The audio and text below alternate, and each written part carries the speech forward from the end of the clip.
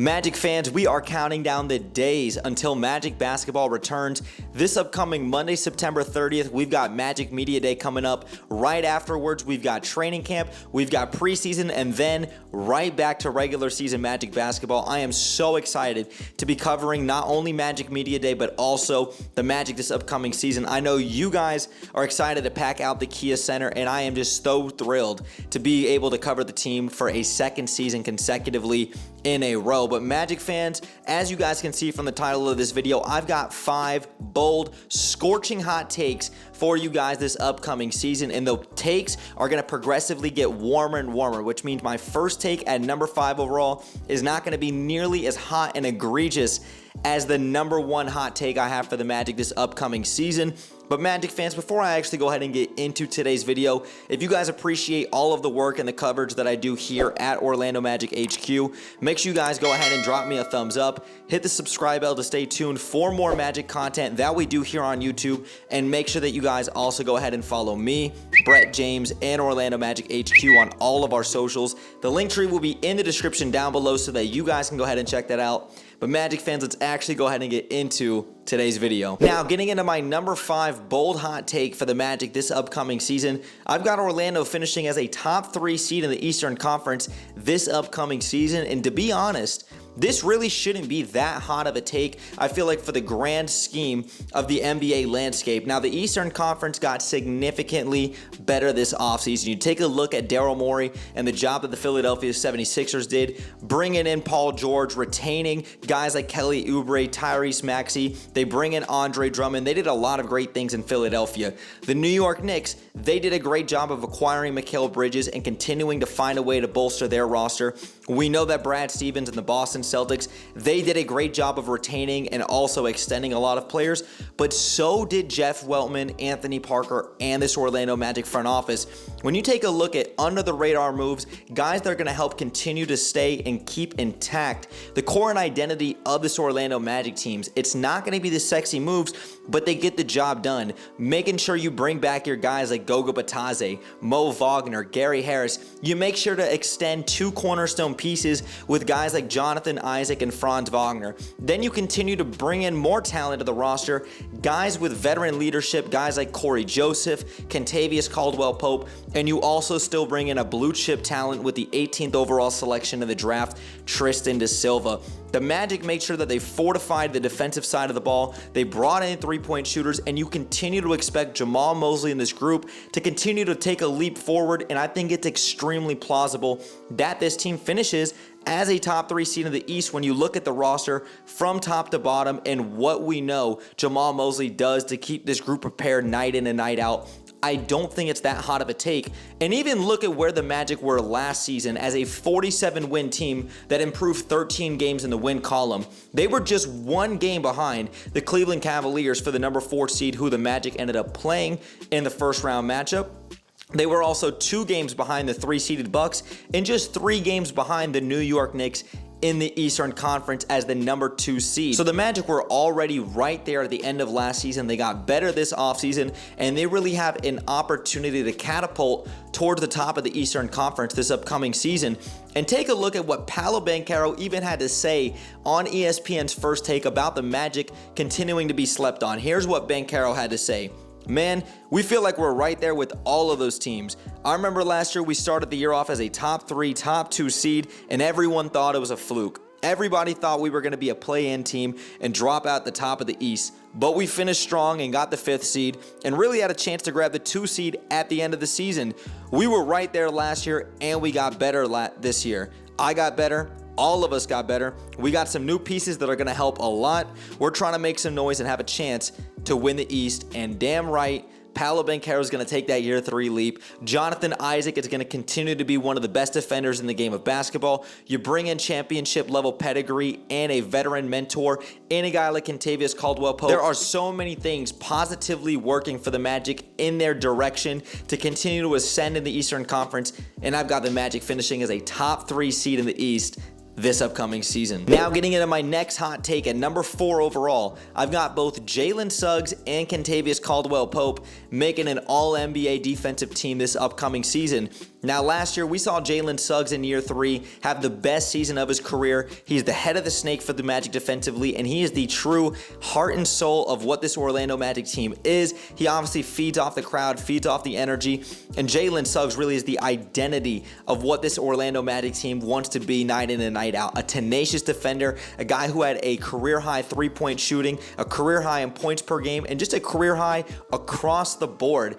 Jalen Suggs had stayed upright and healthy in year 3, appearing in 76 games, something that he had struggled to do through the first 2 seasons of his career as kind of injuries kind of derailed him at times. But now Jalen Suggs, who had already made an All-NBA defensive second team last year, has a partner in crime in Kentavious Caldwell-Pope, who is one of the more underrated 3-and-D wings in the game of basketball. We know what Kentavious Caldwell-Pope can do, not only as a three-point shooter and as a specialist, a guy who was obviously an integral part to the success of 2 championship runs, one with the 2020 Lakers in the bubble and also with the Denver Nuggets in 2023, winning that championship over the Miami Heat. And KCP is not just a guy who can be a three-point specialist. He's a guy who stays upright and healthy. He appeared in over 76 games the previous 2 seasons with the Denver Nuggets, and he eclipsed over 40% from behind the arc in both of his seasons playing for the Denver Nuggets. But let's talk about defensively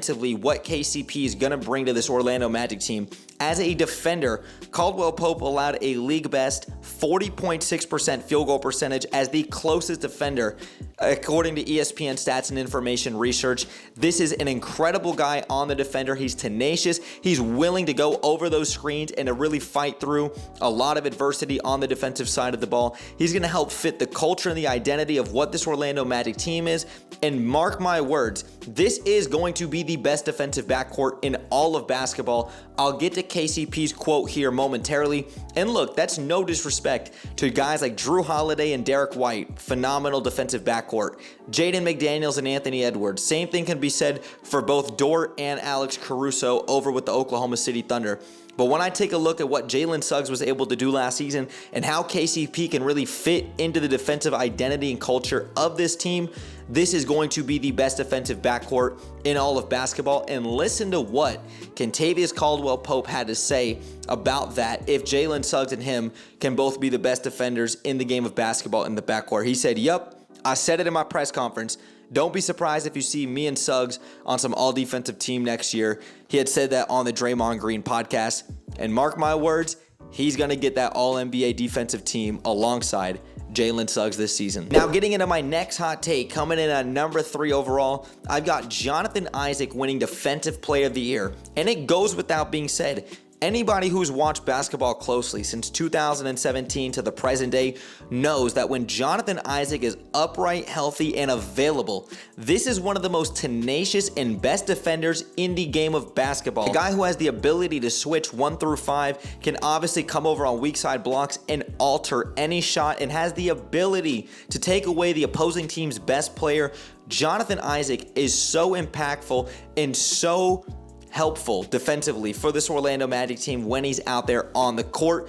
The questions have never been about his ability and his skill set. The question has always been about his availability. And the old saying goes, and it stands true, the best ability is availability. And that's what Jonathan Isaac was for a majority of the season for the Orlando Magic last year. J.I. appeared in 58 games for the Orlando Magic last season out of an 82-game schedule, not including the postseason.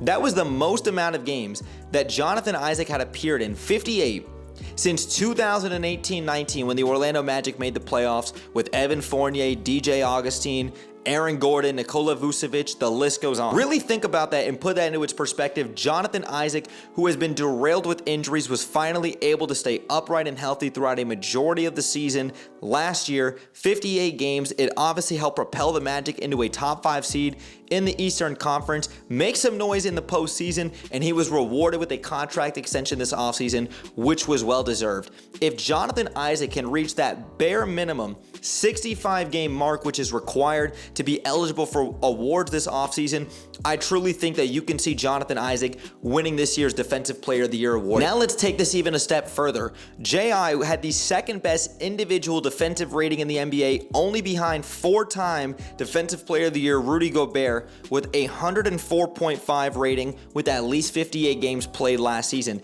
So he was neck and neck with the guy who just won Defensive Player of the Year. And then when you take a look at the Magic collectively as a whole, what they were able to do defensively with and without Jonathan Isaac, the numbers are glaring. When Orlando had Jonathan Isaac available, they had a defensive rating of 111.8. When they didn't have Jonathan Isaac, 113.2. The numbers speak for themselves, the impact on the court speaks for itself, and the film speaks for itself. If Jonathan Isaac can reach that 65-game mark, he is going to win Defensive Player of the Year this upcoming season. Now getting into my next hot take, coming in at number 2, I've got Paolo Banchero making the All-NBA team this upcoming season, and I've got Franz Wagner finishing as an All-Star this upcoming season and getting his first All-Star nod. Now let's talk about Paolo Banchero first and foremost. This guy has done nothing but prove to the NBA world and community since day one that he is one of the young ascending stars in the game of basketball and one of the next generations and faces of the league alongside Anthony Edwards, Shai Gilgeous-Alexander, Victor Wembanyama. Paolo Banchero is right there in that conversation. In 2023, he was nearly a unanimous Rookie of the Year. He follows that up by improving to get to an All-Star game in his sophomore campaign, and I expect in his third year in the league that he is going to make an All-NBA team this upcoming season, especially if the Magic continue to have success. And let's take a look at Banchero and what he was able to do in the playoffs last year. In those 7 games, he was nothing short of sensational versus the Cleveland Cavaliers. Now, Paolo Banchero became just the second youngest player in NBA history to begin his playoff career with 3 consecutive 20-plus point games. He trails only LeBron James. And to add to that, Banchero became the 3rd youngest player in the postseason to have multiple performances with at least 30 points, joining LeBron James and Anthony Edwards. And then on the flip side, when you take a look at Franz Wagner, who got that rookie max contract extension this offseason, which of course was well-deserved, 5 years, $224 million, and he might be supermax eligible in the future up to $269 million. Franz Wagner, since coming into the league back in 2021, has continued to overachieve and exceed expectations. What he was able to do since being the 8th pick in the draft to coming in now and potentially being a borderline/fringe all-star as a young, versatile wing. This guy has all of the tools in order to be successful. You've seen him improve year in and year out, and expect him to have more of a load to carry this upcoming season, even with more talent on the roster, even with Paolo Banchero expected to take another leap in year 3. And you can really see Franz Wagner get into the All-Star game if I can see him scoring about 21, 22 points a night consistently. He can get that 3-point percentage back up from about 28% to somewhere to 34, 35% and be respectable from behind the arc. And the Magic are playing well. If we get to the middle of February, the early stages of February, and the Magic are a top 2, top 3 seed in the Eastern Conference, I really think that you'll see Franz Wagner in the All-Star game alongside Paolo, and by the end of the season, you're going to see Paolo Banchero nominated as a top 15 player in the game of basketball. Now getting into my hottest take I've got for the Magic this upcoming season. It is scorching and it is egregious.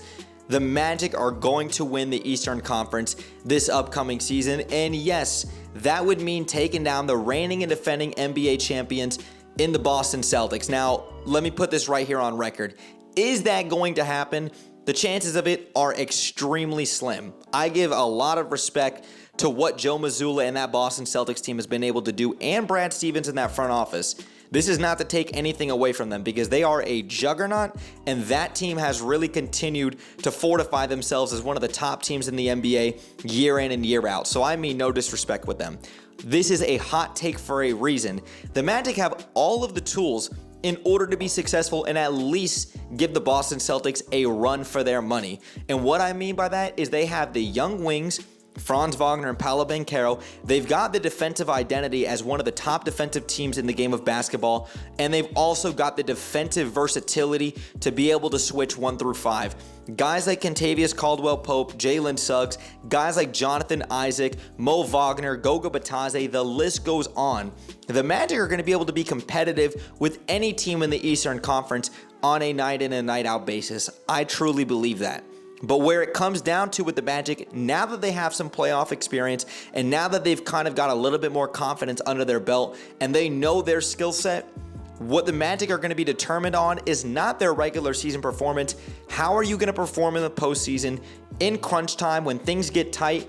Are you going to be able to knock the ball down from three-point range? Are you going to be able to stay aggressive and to get downhill and attack the paint?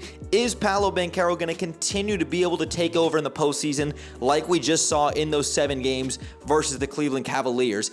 The Magic have an opportunity to really catapult and to ascend into one of the top teams in the Eastern Conference, and they will be judged based off their postseason performances more than likely. I do believe that the Magic are going to be a second-round exit this upcoming season, and that's fine. This is still a young ascending team, but having said that, the Magic are going to be competitive. They are going to be able to compete with any team, including the Boston Celtics, I believe, night in and night out, just because of that length and that defensive versatility.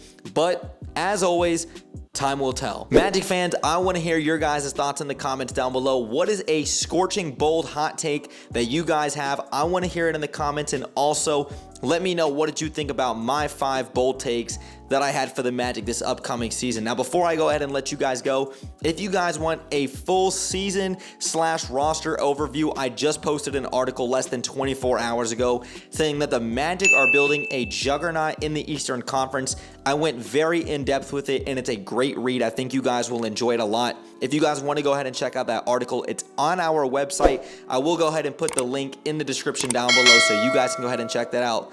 But Magic fans, thank you guys again for sticking around throughout the whole video. Brett James, aka BJ, I'm out, y'all. And like always, let's go Magic.